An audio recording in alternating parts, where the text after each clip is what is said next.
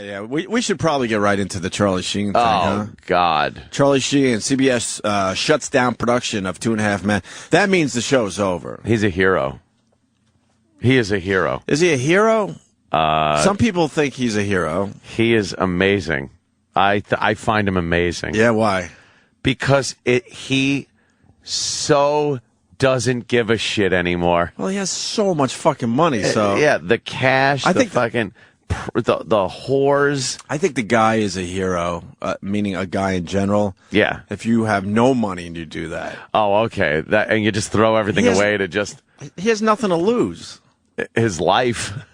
You're gonna have that. You're gonna have that same rant in another year or two. Is that gonna be me? Like, yeah, fuck it. Because you're gonna have nothing to lose either. I don't care. How much money do you think he has in the bank? He's got to have $20,000-$30,000. I think you're about right. Right. Because none of us feel like doing that bit anymore. No, I know. I think you're kind of right. He knows who he is, and I would have to say he's probably a hero as well. There are times when he's talking where he sounds like, wow, this guy is just taking the opposite tack that anyone else in Hollywood would take. He's not doing the usual Hollywood bullshit line of, yeah, I need rehab, I'm going to get some help, a statement put out by his manager or something. He is a fucking cokehead drunk and doesn't give a shit who knows it. And not only that, he seems proud of it. Now, he doesn't give a shit because he's too far gone, you think? Or he doesn't give a shit because... I think it's too far gone. You think that's what it is? When I heard his last rant about the fact that he tried sobriety and it was boring as hell. Right. And he could not do it. And the fact that he... that first drink he had after... How many years was he sober? He said something like... I forgot. 12, was it? Is it in the audio we're going to play? I don't think so. I think it's in the previous audio. Oh, the previous audio. I'm not sure. But however long that sobriety was, he said that first drink he took after that was the best thing ever. Best drink like he ever? was just being honest. And then last night when I was listening to this audio, he's lambasting AA and the founder, whoever the guy's name is, and calling them pussies and quitters. And he's not going to sit there and deal with that bullshit give up stuff. Well, you know, I think the AA people are going to be really fucking pissed off. Oh, yeah, he's just spreading the fucking... That one's rough. Like, who gives the truth of Charlie Sheen? Who cares if he goes after the creators of 2.5 Men and the network? Who cares? You have to be behind him with a sword for that shit. You're supposed to just give everything up? Right. Fuck that. Right. He's like, I'm not fucking giving everything. I've discussed that with people. I think there are people out there that they don't have anything if they're not partying. Yeah. I mean, there's people that the partying is affecting everything, and then they get their shit together and they're able to have a better life. But then I also think there are people out there, that's what they want. And that's just it. And they know their lives. This is so not a cool thing to say, but and they know their lives are just extremely boring without it. Yeah, yeah. Like they don't want to pick up golf or some other fucking, thing. Like, you're supposed to hang out with sober people. You're supposed to like get away from the crowd that you were hanging out with when you get sober. And he hangs out with prostitutes and strippers and porn stars. I've not met a single one that doesn't drink and do drugs. They're all just party animals. Where's he going to find like hookers and fucking porn stars that don't do drugs and drink? Well, he's got to get rid of all those people. And then what? Hang out with churchgoers? Yeah, yeah. And he's supposed to be happy? And go to AA meetings. Logically, that doesn't make sense to me. And hold hands like he was talking about, like, and just relinquish your personality. Yeah. That's like these are his words. Yeah, I know. You know, and he says the rate of failure with people in AA is equal to the rate of failure to people that just on their own decide they're going to stop drinking. Like it's very high, the rate of failure. I would assume the rate is really high, but I don't know. I also see that it does good for a lot of people. Oh yeah. It's whatever works for you. You know, if that works, then fine. But he doesn't want to be sober. Well, he called Alex Jones. Alex Jones has some kind of connection to him. We've had Alex Jones on a few times. Yeah. I kind of want to get Alex Jones on this morning, but we usually wake him up, and I think I think he does a sleeping pill or something, because last time he was on, he was all over the place and then finally said, I'll get back to you guys, and then he hung up and we haven't heard from him since. I think it's one of those Ambien things, maybe. I don't know for sure, but he was rambling to the point where, wow, this guy's not waking up too quickly. But when they put that disclaimer on the Ambien commercials where it's like, allow yourself at least 7 to 9 hours of good restful sleep before you get up, I think he was up at about 4 hours in. Okay. Troy Kwan. Troy Kwan, who enjoys the conspiracies. Well, a Kwanspiracy. We call him Kwanspiracies. Where's Troy? Troy knows something about Charlie. Does he? Well, there really is a friendship between Charlie Sheen and Alex Jones. It sounded like there's a few years they've had some type of relationship going, but I'll elaborate on that after we hear from Troy Kwan. Troy Kwan. He's been on the show a couple times. Yes. Charlie Sheen has on Alex Jones. He's a big conspiracy dude. Oh, so Charlie Sheen's a big conspiracy. He's a freedom fighter. Yeah. He's deep in the trenches with Alex Jones. 9/11's an inside job, the whole thing. The whole thing. He's all in? Yeah. Yeah, great. Well, me and Ant disagree with the Alex Jones right now, because I was disappointed in Alex Jones because he's buying into Charlie Sheen saying he's sober and everything during this 18-minute conversation. But you think he was doing it just because he knew he had such a great scoop yesterday? I've been in the old radio business for a while. I know that in radio you're looking for that moment. Mm-hmm. You are looking for that moment. Here's a guy that's huge in Hollywood right now, Charlie Sheen. The story's huge. It's on all these fucking rag magazines and rag shows, and he gets him. And now he's going to pump him for every bit of information. As long as Charlie Sheen's talking on his show, he knows it's golden. Now, whether they're friends or not, whatever kind of friendship they have outside of that, because he's mentioned that he's been over Charlie Sheen's house. They've sat and watched movies. They've worked out together and stuff. But it seems to me like if you were a really good friend, you would tell Charlie Sheen during that interview, hey, Charlie, we're going to take a break, put you on hold, and then tell the guy, look, do you really think this is in your best interest to be doing this? Right. So I see it as, I might not go as far as to say using him, but there is a certain liberty that he was taking with Charlie Sheen to forward his own name and advance his own radio show. Maybe he was torn. Maybe he is friends with Charlie, but he also knows. We've been in that situation before where, maybe not with something as high profile as Charlie Sheen and what's going on with this huge #1 TV show and everything, but where you are kind of like, should we continue with this? Because I know this is going to maybe fuck this guy's life up a little bit or something, but it makes for such good radio, you just plow through it and deal with it later. Well, why don't we play the audio from Alex Jones's radio show? Yeah. This is just amazing. And then Charlie Sheen came out with a statement Alex yesterday. Jones' voice, it's a little more raspy than a man cow, but you can almost hear him say turd. Turd, turd, turd, turd, turd. Might have to get my turd clip. Turd. Well, E-Rock put together a bunch of guys. Speaking of turd, E-Rock. E-Rock. He put together a bunch of sandwiches. Put together a bunch of sandwiches. That's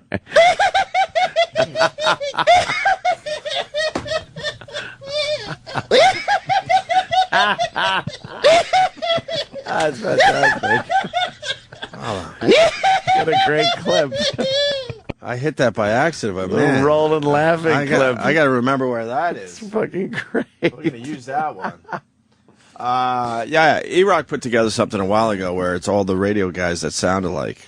There's about 5 or 6 of them. They all have that voice. High-profile guys, too, and they all have a very similar voice. The radio voice. Very similar delivery and voice. Don't pop your P's and make your S's into SH's so it doesn't hiss on the microphone. Yeah. It's old school.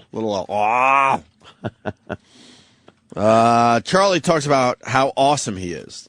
This is from yesterday. And that was pretty much a thread through the entire interview. Yes. I'm tired. I'm so tired of pretending like my life isn't perfect and bitching and just winning every second. And I'm not perfect and bitching and just delivering the goods at every frickin' turn, because look what I'm dealing with, man. I'm dealing with fools and trolls.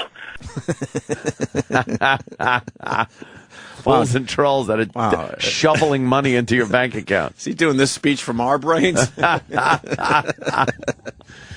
Maybe some people will get it, but it also sounds like Scott Farrell when Scott Farrell used to be off the rails, man.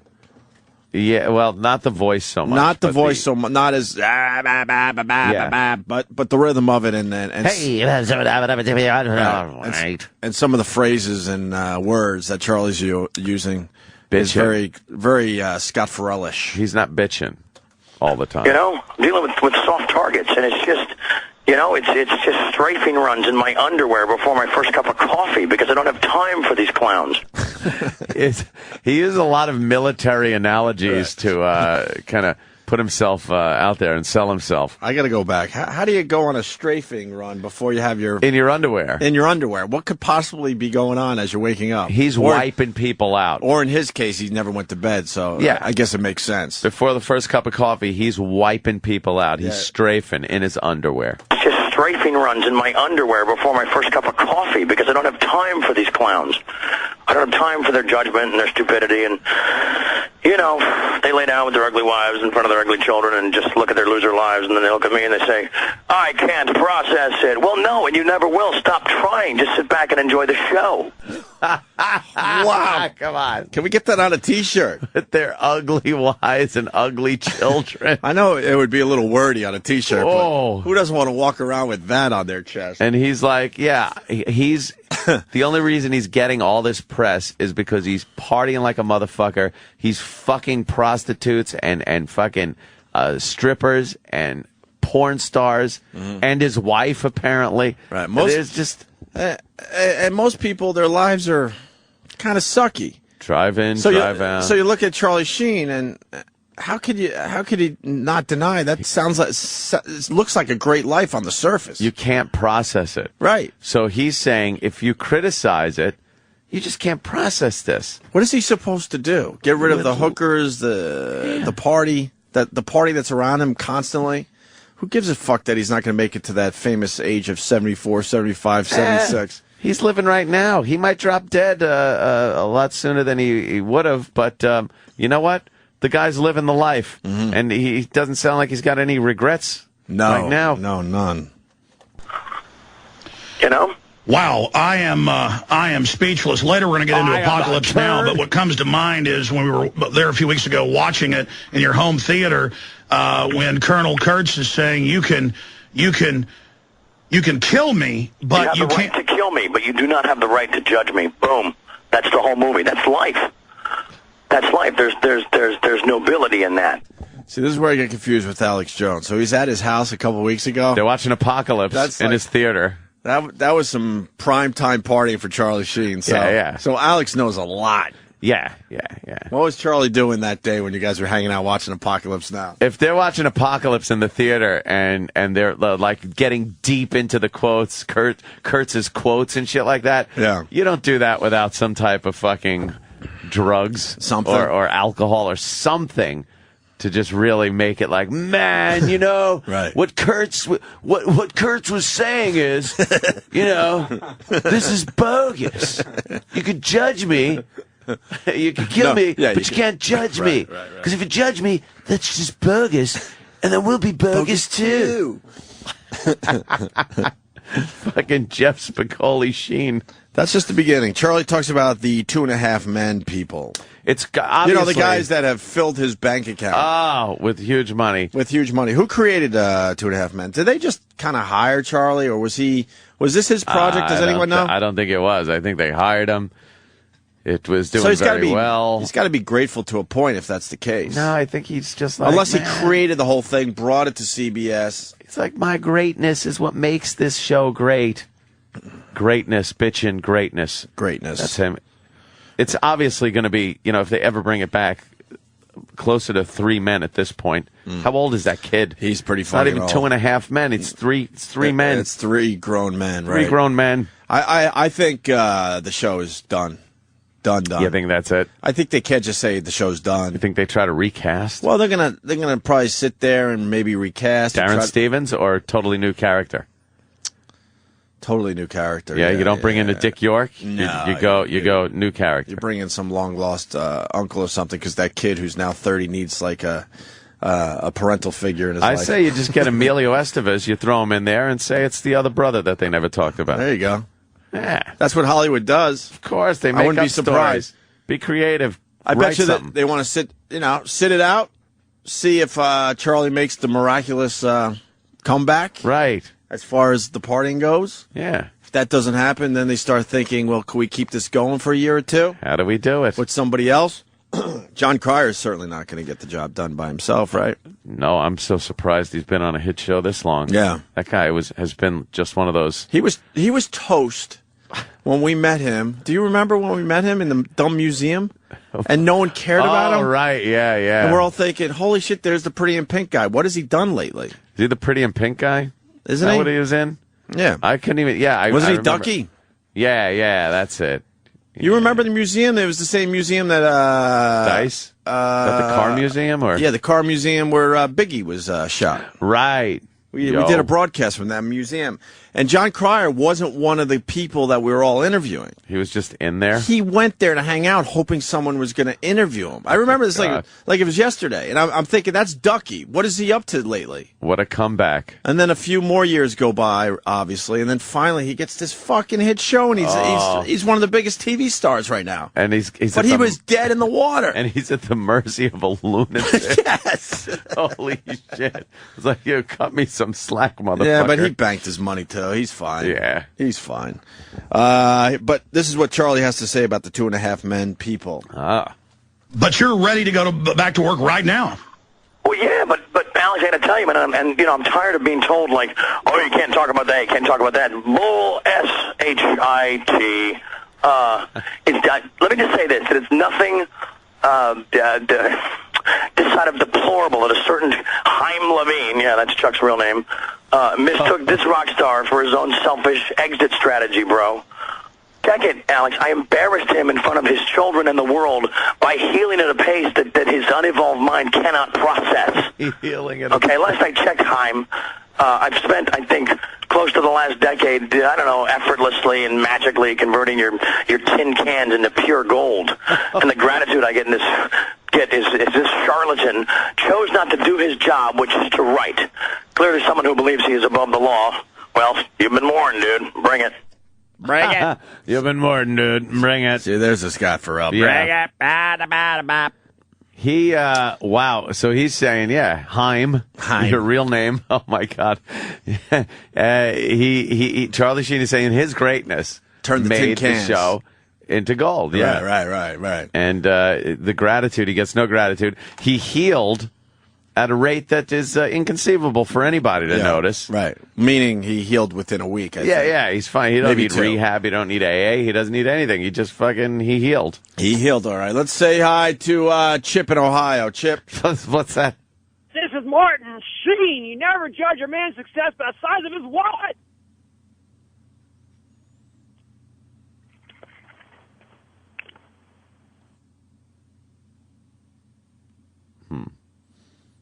What happened?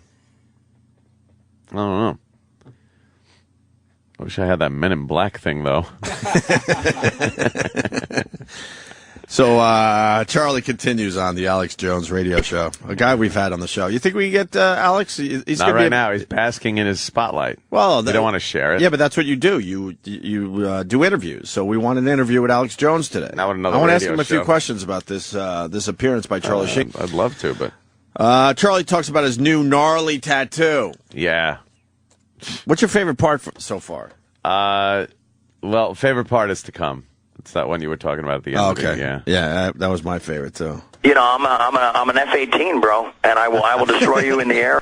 He is just a weapon. Charlie Sheen's a weapon of mass destruction. I really want to get a survey going. How many people bought into? Because most people have heard this audio by now. Yeah. How many people bought into the fact that he might be sober? Look, I've done some coke in my day, back in the 80s when it was actually a law. You had to do cocaine. Pretty much. Yes. If you and- wanted to get laid, you did coke. Yeah, Right. and I hung around with people that did coke. Right. And I know what it's like. This is coke. This sounds like coke. This is that talk. It just goes a mile a minute. It doesn't really go anywhere. That confidence it gives you? The confidence, yeah, this is every, you just play this for somebody and go, this is exactly what coke is. So what percentage of people have bought into the fact he's sober and he's really mad at the world? Is there less than 0? Can you actually do that as a percent? Wow, you're giving people a lot of credit out there. There's no one thinking this guy's sober. All right, good. How? Good. You know, I'm an F-18, bro, and I will destroy you in the air, and I will deploy my ordnance to the ground. Are you going to announce your new tattoo here on air? Yeah, why not? Because it's just pure and complete gnarlyisms. Gnarlyisms. Is he having a stroke? Gnarlyisms. The Bertatious gnarlyisms of a Bertation. That's my band's name. Bertation gnarlyisms. It's pure gnarlyism. Gnarlyisms. And it's he Not pluralized right, it. isms. He pluralized it. Yeah. It's pure gnarlyisms. It's pure gnarlyisms. God, I love Gnarlyisms. Don't you wish we could get audio like this every week? Audio like this only comes out maybe once every 2 years, unfortunately. It's gold, Jerry. It's gold. It's gold. Everyone's going, he's so on coke.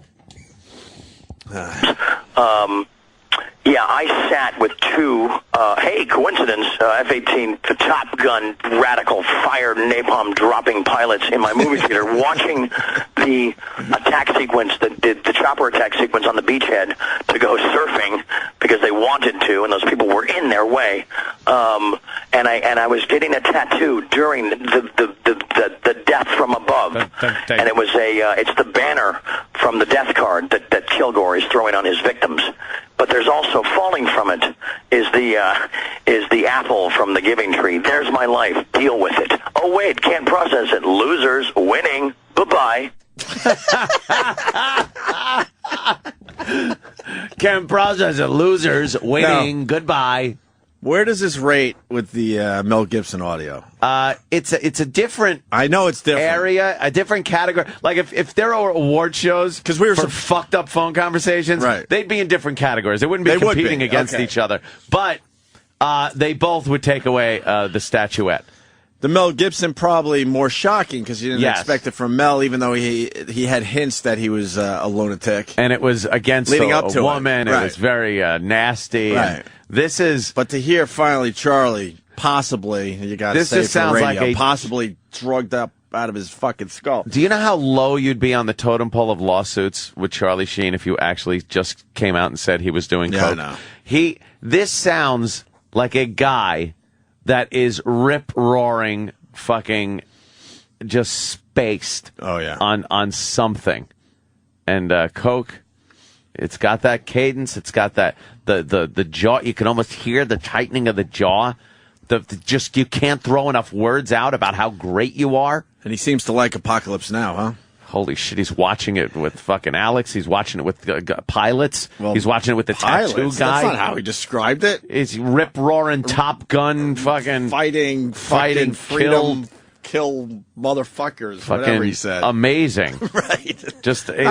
Not just pilots. I just sit there in my theater by myself. I got to invite some fucking fighter pilots and tattoo artists over. Right. And the fucking hookers and prostitutes and strippers. We need adjectives in our lives. Yes. We need some great adjectives. Porn stars. You just don't say porn stars. No. Gnarly porn stars. Gnarlyisms of the rip-roaring fucking death from above. Bertatious porn stars. Porn stars that you can't even fathom. Your mind can't wrap itself around it. So deal with it. Loser. Here, winner. Yes. Bye-bye.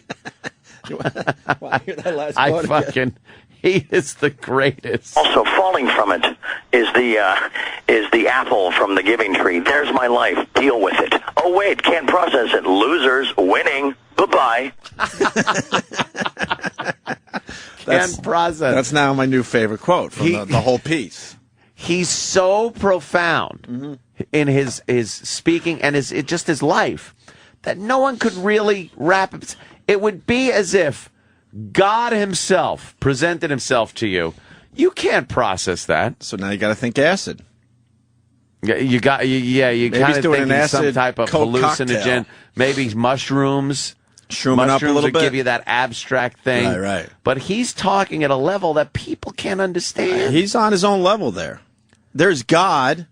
Right below God, Charlie Sheen. Imagine someone... And then the rest of us way the fuck down here. Dude, imagine somebody explaining to you in graphic detail the expanse of the universe in a way that you should be able to understand. Right. But you can't because you're a mere human. Yeah, I can't. You're not Charlie I Sheen. can't wrap my head around that. No, I'm not Charlie Sheen. Loser. Deal with it. I'm dealing with it. Winner. Bye. He's a winner. I'm a loser. Bye bye. Bye bye.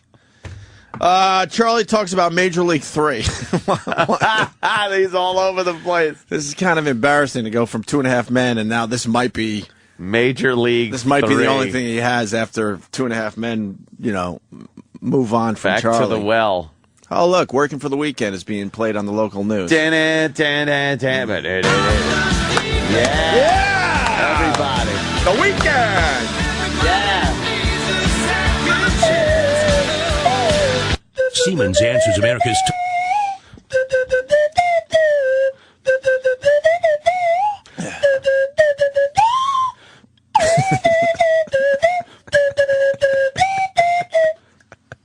Little toodly-doo for a Friday morning. I like it. I just love how local news has decided to become Morning Zoo Radio. To have rejoiners. Yeah, it's really strange. Yeah. Charlie, on Major League 3. Moving on along here, Major League 3. Your other two were giant hits, and I knew the... This is where I was disappointed in Alex Jones. Charlie was rocking. I know. And then he slowed him down with a Major League 3 question. What are you doing? I want to hear more fucking... I wanted to hear more about the righteous. The pilots and the gnarlyisms. Gnarlyisms and tats. Why would you bring up Major League 3? Yeah. Certainly, I don't think that's in the works. Oh, my God. Moving on along here, Major League 3. Your other two were giant hits, and I knew the inside baseball of some of the planning for that. You told me about it a while back, but now it looks like it's really starting to come together. Tell us about when we're going to be looking for Major League 3 and who's going to be in it. Major League 3, I don't know. I haven't read it. I don't care. It's being directed and written by a genius named David Ward, who, I don't know, won the Academy Award at 23 for writing The Sting. How old is this guy? The Sting at 23? 23. Can you look up this guy? Sting. I remember watching The Sting when I fucking like wasn't allowed to drive. 76, I think. 76? Maybe yeah, even drive, earlier. Fuck. 73? 73, Wow. so that's 27, 38 years ago, let's call it, right? Yeah. So this guy is now pushing 60, and he's going to be doing Major League 3. Oh, I don't know. And won the Academy Award. And I think Alex didn't have enough confidence in his audio yet. Yeah. And he was hoping to get a scoop, not realizing he already had the scoop. You got the scoop, my friend. Because he heard like inklings that there was a Major League 3 being written. So he's like, well, maybe this will get me on the TMZ sites. I don't know. Oh, I don't know. Hanging out in a room with him must be exhausting. Imagine hanging out in a room with Charlie Sheen. Is there one moment of downtime where you can just sit and go, I just want to watch Apocalypse? I haven't done drugs in 20 years, and I think every once in a while what it would take to maybe do drugs again. Hanging out with Charlie. I've thought about maybe smoking pot again, for real. Yeah. But I mean, like, let's say coke. I think you would have to, if Charlie Sheen came in and did an interview with us and then said, hey man, I got a suite. You want to come back and hang out, St. party? Regis, want to party a little bit? Got a bunch of people coming over. I think I would be doing coke with Charlie Sheen. We'll do lines of blow, and I'll just tell you everything about Major League 3. Right. Oh, great. I think that's a circumstance where I would probably do drugs again. Charlie Sheen could just get anyone fucked up. I would just throw it away. Rich Voss is weak. He would be right there. Jimmy's such a fanboy. Oh, Jimmy would be weak. He'd fall off that wagon in a second. Yeah, Jimmy would be all in. Imagine we'll have to ask Jimmy on Monday. Because there's just like whores running around his place and drugs and shit. Right. And it's like, oh, God, I got to do this with this guy. How many opportunities are you going to get? I think that's what it would take. It's the guy from Platoon, motherfucker. I think people do that in their own lives. Think about it. They're like, what would it take for me to really fucking lose my mind again? Yeah. Charlie Sheen inviting you to a party? I think you're in trouble. The only thing that could kill Charlie Sheen is Charlie Sheen. Oh, you know something about death? Why don't you tell me about it? Charlie's coming out with a YouTube video. Oh, where he cooks no. a chicken, drinks wine, and plays video games. That sounds familiar. All right. I might be in my house doing some kooky stuff, too. I didn't think you were drunk during your fine chicken video. No, I actually hadn't had anything until I just drank my little glass of wine and actually my Guinness. Yeah, that's a little inside reference, but if you haven't seen it, go to our Facebook page. It's linked, I'm sure, Opie and Anthony. Oh, yes. The Facebook page. You can see Anthony's chicken video. It's pretty funny. I cook a chicken in a bag. You Enjoy. Sure do. Are those delicious? Fucking fantastic. Because I go old school. I fucking get a chicken. I cut the stupid legs off. Who wants the legs when you want the breast meat? Oh, really? You like the legs? Yeah, I like having them on there. I like having the whole chicken in there. No, I actually found a place where it's creepy because it's just a lump of chicken. The body, the torso. Yeah, it's just like it looks like a serial killer's gotten to it. Yeah, it's just like a square. No hint that it actually was living.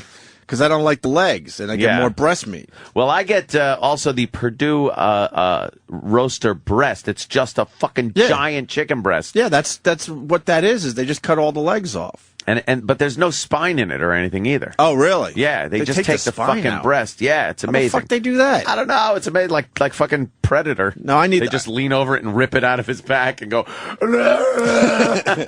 It cooks better if the bones are in there. Yeah? Yeah. Maybe not in the bag. And then I do what?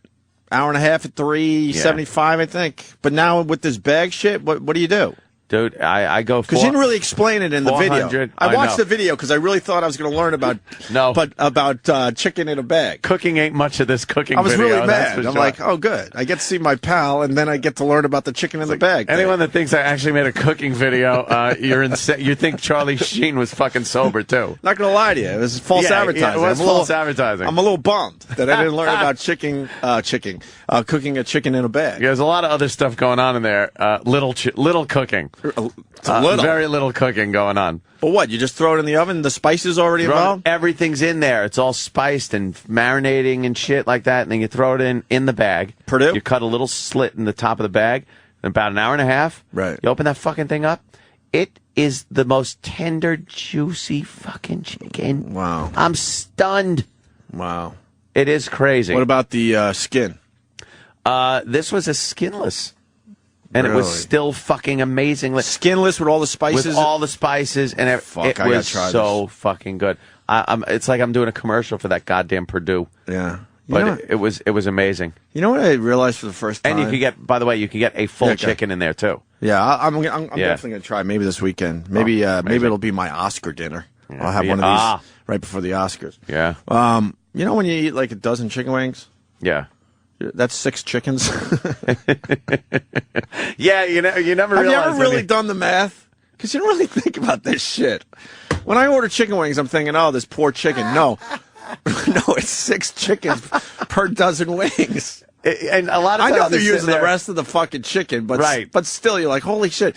It took 6 chickens to get me my delicious wings to fucking just perish, so I could be sitting there looking up at the TV, sucking the meat out of this fucking thing. And I bet you at this point they raise chickens just for their fucking legs. Yeah, just for the legs, and the rest is ground up for like dog food. Probably, or something. I would assume. They give them special leg exercises. Give them a leg press machine. Yeah, they're not some tribe in the middle of nowhere where they use every piece of the chicken. No. You know us fucking Americans. It's like, this one's bred specially just for legs. Right. Big, burly, leggy chicken. And who eats only a dozen chicken wings? So, safe to say 2 dozen is easy. That's 12 chickens. It's an amazing chicken holocaust going on. Yeah, you don't want to think about it. No. Well, next time you're sitting around eating your wings at one of these wing places, bar/wing places, just start doing the math in your head as they're hauling wings out of the back. Every 2 you eat, just go 1 chicken. 1 chicken. 2 chickens. It's a fucking holocaust. And then Frank Perdue's son is a sick fuck because he has these commercials where he treats the chickens like they're pets. Yeah, until, he lops their heads off. And he's the main fucking Holocaust guy for the chickens. Look at those baby chicks and chicken. There's got to be so many chickens in this country. Do they have brains? Oh, little pea brains. They don't even know what's going on. You don't think they know? Not a clue. I don't care because I like my chicken. I'm not giving up shit. I'm not giving up chicken. Dumb animals. And you know what? I had a dish yesterday made with turkey when it was supposed to be veal. No, I want my veal. Veal is so good. It was one of those veal picadas. Yeah. But it was turkey. And I'm like, what's missing here? Oh, yeah, the tasty veal. You want the pink veal. Yeah, you do. The white veal, you could pound that shit with a hammer all day. It ain't going to get tender. Suck my dick. I love that scene. Let's go back to the Charlie audio from the Alex Jones radio show. Charlie talks about Major League 3. Yeah, we were in the middle of that. I haven't read it. I don't care. It's being directed and written by a genius named David Ward, who, won the Academy Award at 23 for writing The Sting. And it was his pen that and his vision that created the classic that we know today as Major League. In fact, a lot of people think the movie's called Wild Thing, as they should. Whatever. I agreed to do it. There's one deal point that Jim Robinson, a wonderful man, and Morgan Creek, a great company, need to work out. If they want me in it, it's a smash. If they don't, it's a turd that opens on a tugboat. Tugboat. A lot of people think it's called Wild Thing. A bunch of people saying no, that they don't. It would be Major League 4. They've done 3? Yeah. I didn't know that. Well, he was in Major League 1 and 2. They came out with a third one, but it wasn't actually called Major League 3. It was called Major League Back to the Minors, but he wasn't in that one. Okay. No, so he's not. So technically, this would be the 4th Major League movie. Not technically, Danny. Not in Charlie's mind. In Charlie's mind, they only made 2, sir. Oh, yeah. I don't know what's going on in Charlie's mind. Charlie's mind. I don't think we can say technically. Well, whatever. Because we live in Charlie's says, world. Whatever Charlie wants, Charlie gets. You're speaking gnarlyisms. Right. Because there's only been 2 with him in it, and that's all. That's why Major League 3. Yeah. Even though the rest of the world would say no, they kind of made that one already. Are they doing Platoon 2 back to boot camp? I think everybody who wants to show support for Charlie Sheen during this whole this trying time in his life should get the Wild Thing haircut shaved into the back of the head. Something Wild Thing. That way you could say, hey, yeah, I'm back in Sheen. Yeah. Ladies and gentlemen, here he comes out to the mound, Wild Thing. Whoa, look at what's in that rosin bag. Yeah. Wild Thing. Charlie Sheen is fucking off the hizzock. Charlie talks about attacking people from the Alex Jones radio show yesterday. This audio obviously everywhere today. Yeah. But, there are parts of me that are Dennis Hopper, because my motto now is you either love or you hate, and you must do so violently. And the reason you must hate violently is because, and you have to hate everybody that's not in your family, because they're there to destroy your family. And they will come at you in all forms and shapes. And therefore, there's nothing in the middle. I don't live in the middle anymore. That's where you get slaughtered. That's where you get embarrassed in front of the prom queen. And it's just not an option. So, within that is. Have you ever been embarrassed in front of the prom queen? When I've been in the middle.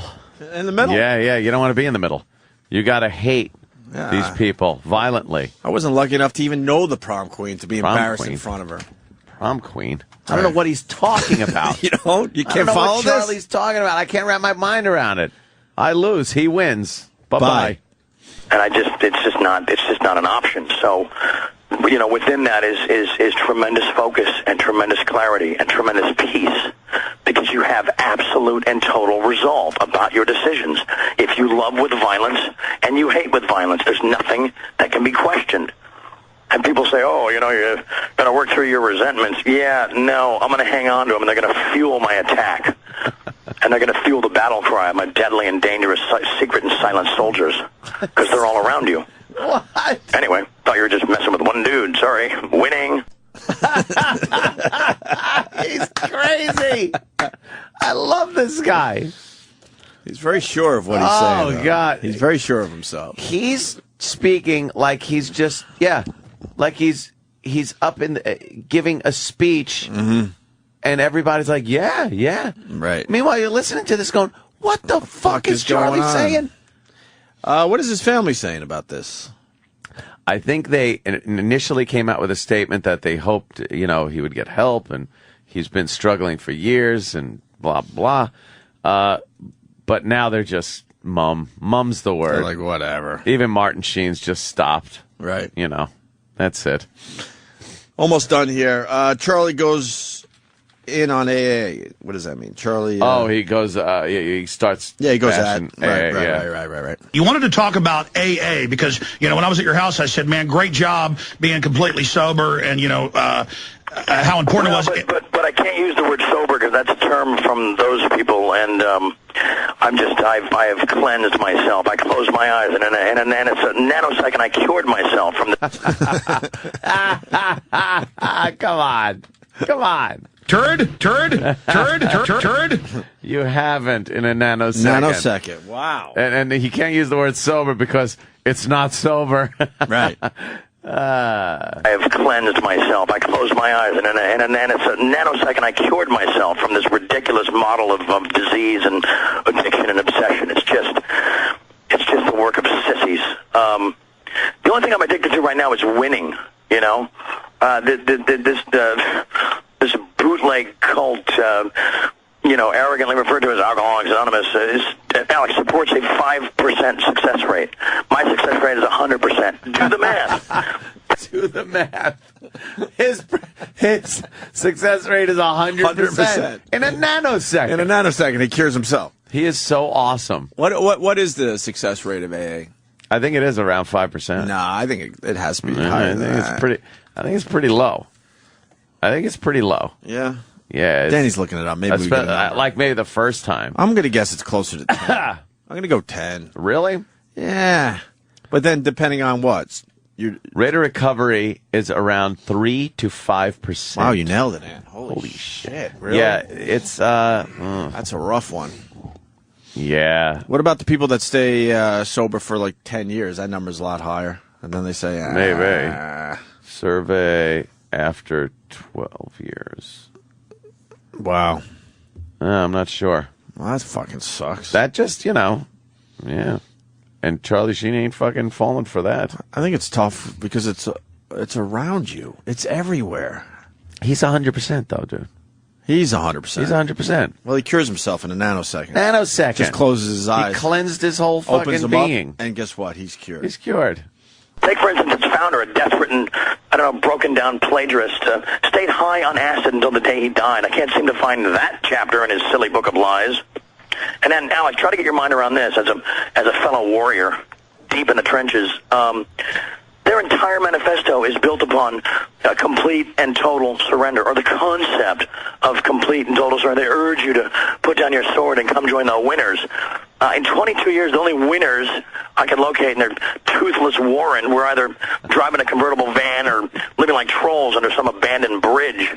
Another one of their stupid mottos, Alex, is don't be special, be one of us.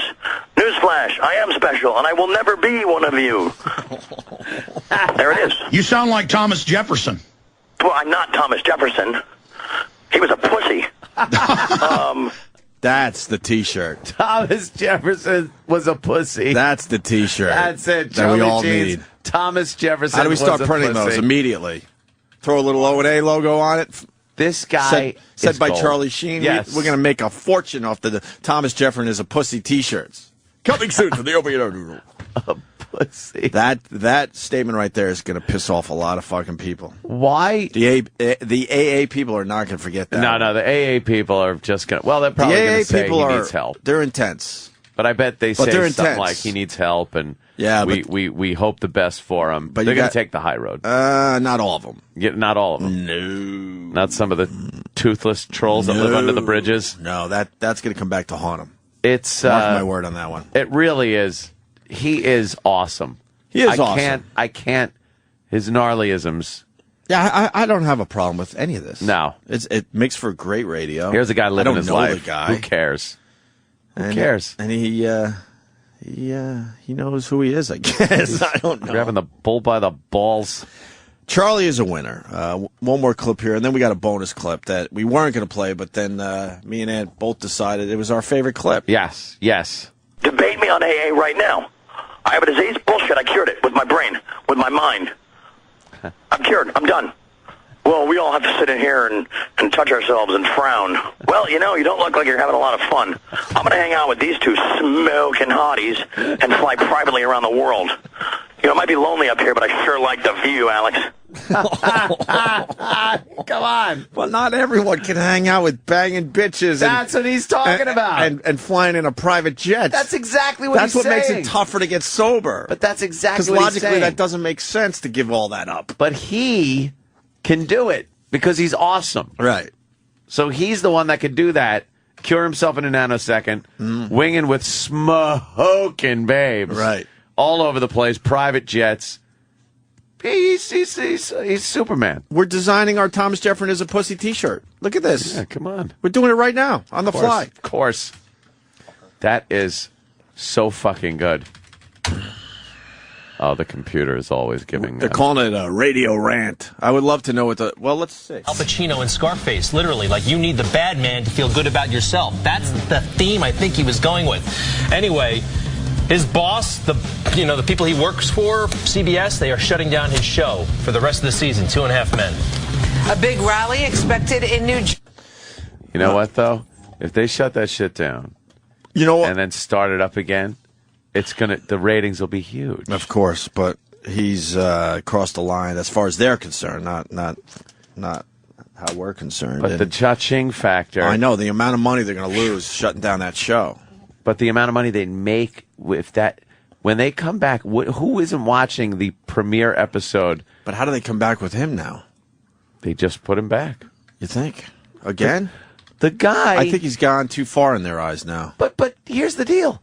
The guy but he was there to tape every show. Right. He apparently did a good job. Yeah, you didn't really notice when you were... No. You noticed that he looked a little gaunt, a little gaunt at times, but it's... Well, the Alex Jones rant by Charlie Sheen... Wait, the Alex Jones... Yeah, that doesn't make sense. Charlie Sheen on Alex Jones. The whole rant ended with him talking about Jaws. Yeah, talking about Jaws. And this is my favorite part because I was listening to this a few times last night. I really try to wrap my head around this minute of audio. Right. I really did. I tried to put myself in Charlie's position, and I just didn't get it. I got it. You did in a way? Yeah, I knew what he was talking about. Like, logistically, I knew what he was talking about. I understood logistically, but spiritually, I wasn't quite grabbing him. Yeah. It was like, well, okay. Yeah. But he thought it was the greatest thing ever. At the time, it probably was. He probably had a girl sucking his dick. All right, one good point. sucking his tongue in his balls. Good point. And he's watching that, going, "This is great. Of course, it's great." Doing lines off another girl's boobs. Oh yeah. All right, you know what? Listening to the fucking Indianapolis speech. You're right. It's the best time in the world. Jaws. Let's start talking about Jaws, how great that was. You thought a few days ago, go out on the Pacific Ocean in a big yacht while watching Jaws, and you said the horizon matched the television perfectly. It was incredible. If you haven't done this, I urge you to make plans and do this tonight. Meaning go get yourself a yacht. Get yourself a fucking pleasure craft. Right. Take it out into the ocean where you can't really see the horizon of the land. That'll ruin it. Right. Get a TV. A big TV, I'm sure. Yeah. Mount it by the giant bank of windows in your huge boat. It can't just be a little porthole. Yeah, this is what Charlie's telling us all to do. Yeah, you got to mount it so it's there. And then... I don't know about you, but I've never been on a boat where I wasn't seasick. Yeah. Because it's just too small to really deal with the waves out there. And then make sure the giant flat screen TV, the horizon of the movie lines up with the actual horizon of the sea behind you, and it's almost like and you got it playing Dark Side of the Moon and then fucking clicking on Wizard of Oz. Wizard of Oz. Well, do you got to make sure that the time of day you're out there matches up? Probably got to match, too? like just around How sundown. do you do that? Just around sundown. And then you got to have the right angle, right? You got to kind of move the boat around until. Oh yeah, until it lines. Everything lines up. But it's Charlie Sheen. And do this tonight. What I wanted to do is I wanted to watch Jaws on the ocean in the dark and be afraid. I wanted to embrace the fear and relive the movie.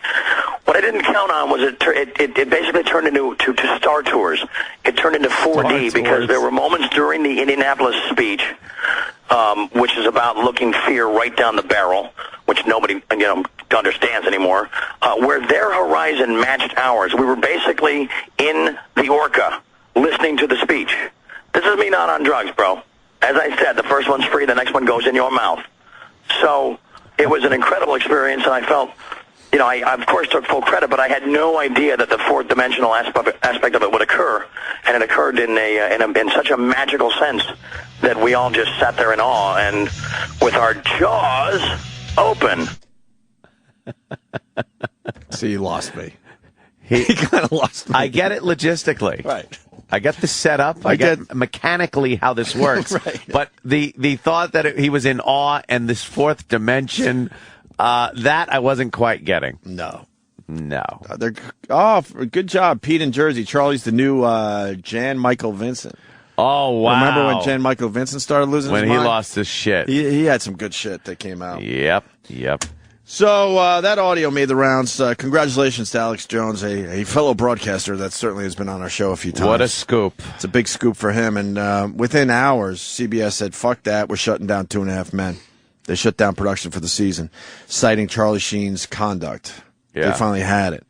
So then Sheen goes, oh, really? So he reacted by posting something to TMZ, saying, in part, I gracefully ignored series creator Chuck Lorre's folly for 177 shows. Yeah. I fire back once, and this contaminated little maggot can't handle my power.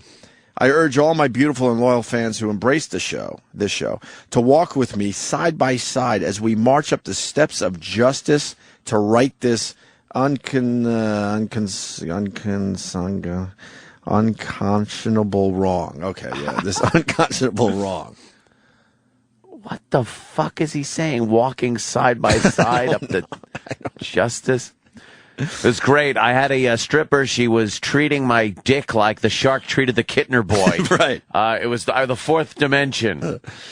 But the straw that broke CBS collective back may have come with comments Sheen made to TMZ when the entertainment news site asked him to follow up on his radio interview. I violently hate Chuck Lorre. He's a stupid little man and a pussy punk that I never want to be like, Sheen said. You could tell him one thing. I own him. Well, there you go. Amazing. So, Charlie fucking Sheen. Right. That's what I'm calling him from now on. Let's do a little good luck, bro, to Charlie Sheen today. Good luck, bro. Good luck, bro. Good luck, bro. Danny's designing his shirt. And Danny almost is done with the Thomas Jefferson as a pussy fucking T-shirt. Yeah. We're going to go with the nice portrait, huh? The famous portrait of Thomas Jefferson. Nice. That I think you find on a nickel. Yeah, I like it. And a $2 bill. I believe he's on that one. I thought we had the greatest audio yesterday, but man, were we trumped by Alex Jones. Oh, my God. Weren't we? Come on. We were fucking trumped by Alex Jones. It happens. The Louis C.K. Are You a Lizard? Donald Rumsfeld thing. Donald Rumsfeld. Taken off. Calling Rummy a lizard. We posted a video. Is that on Facebook, too, the link to Louis C.K.'s... it is up there? All right. You go to Opie and Anthony on Facebook, you could see about 17 minutes of our interview with Donald Rumsfeld, including, of course, Louis C.K. asking him if he was a lizard. Someone's suggesting here also that I'm an F-18 bro is a great shirt. I'm an F-18 bro. We might have to come up. We might have to come out with a couple of them. It's very rudimentary. I don't have Photoshop on this machine. So rudimentary. That's good though. I'll come up with something better later. I like the Thomas Jefferson. The Jefferson was a pussy T-shirt. Yep. I'm an F-18 is a good one too. I'm an F-18 bro. I'm an F-18 bro. So then we got to get like graphics and stuff. Yeah. Make it look all fucking badass. Some swooshing fighter plane, nice, magically converting your tin. I just want to see how pure gold. I want to see how the news handles the gratitude this. I get in this is this charlatan chose not to do his job, which is to write. Clearly, someone who believes he is above the law. Well, you've been warned, dude. Bring it. Now, there's one theory that Sheen actually wanted out of that show, and it kind of may make sense. This is a letter he sent to TMZ reacting to the decision to cancel filming. This is, you kind of mentioned this earlier, Greg, quote, I fire back once, and this contaminated little maggot can't handle my power and can't handle the truth. I wish him nothing but pain in his silly travels, especially if they wind up in my octagon. Clearly, I have defeated this earthworm with my words, unquote. Now, it's unclear when or if the show is going to begin filming again next year. Rosanna, back to you. All right, thanks so much, Ty. Well, the woman charged with... that's hysterical. That show's not coming back. That's not coming back. No. It's calling him an earthworm. I think, he made a lot of money off that show. Holy crap. He a lot of money. He F-18'd that bridge right there. Yeah, exactly. He didn't burn it. He fucking carpet bombed it. He took it out with his F-18, bro. His F-18. Bridge gone. All right, well, there you go. That's the big story today. That's great.